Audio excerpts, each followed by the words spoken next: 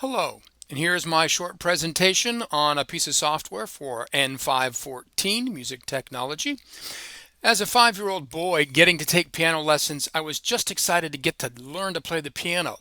And as I progressed, I was blown away by the mathematical precision of Bach and the perfection and playfulness of Mozart and the moods of Beethoven. I just really loved their music.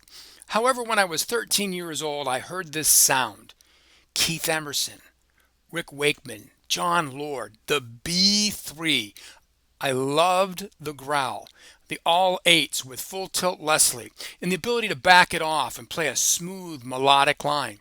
I had to have one until I found out how much it cost and how big it was.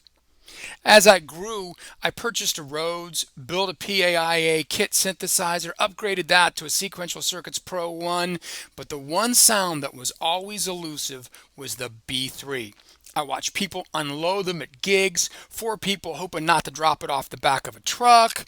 It just wasn't a practical unit and I couldn't bring myself to spend the money. Yeah, clone wheels eventually came out, but they're still a backbreaker. However, one piece of software changed all that and changed this into this. And that's what we're going to talk about today. It was a difference of a mere 415 pounds. Let's dive in. It's called the Native Instruments B4, and it can be used as a standalone instrument or as a plug-in to your DAW or sequencer. Let's start with the user interfaces. There are 5. Current view is the manual mode, in which you can see both manuals, drawbars, and all controls and the bass pedals. All controls are accessible either via the mouse or by a keyboard controller.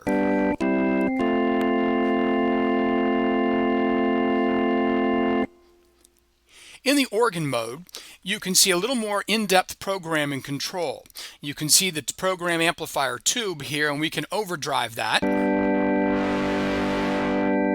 and make it glow a little bit. In the expert mode, again, more in-depth programming. Percussion, the vibrato, the treble rotor, the bass rotor, all more in-depth control of the organ itself. The preset user interface is where you can organize your library. And then in the setup mode is where you will find all the MIDI controls. The CC channel numbers, you'll also see the MIDI channels here, your transposition of your manuals, and your section for keyboard splits. There are 120 presets in the B4, and you can access them by typing a number in the window, clicking for a drop-down window, moving up or down with the arrows, or you could actually use the reverse keys on the organ itself. The bank control is right here, and each reverse key gives you a different preset. The upper manual reverse keys control the entire organ. The lower manual just controls the lower manual and the bass pedals. One of the unique features in the B4 program is the keyboard split. Typically, a B3 instrument has multiple keyboards or manuals, and you need to control those via a multiple MIDI channel. So with no keyboard split, MIDI channel 1 affects the entire instrument, MIDI channel 2, the lower manual, MIDI channel 3, the bass pedals. But if you want to split the keyboard up in places, then MIDI channel 1 is sent to the different manuals based on the MIDI split location. In other words, the upper manual is controlled using the highest MIDI note, and the pedals are controlled with the lowest notes.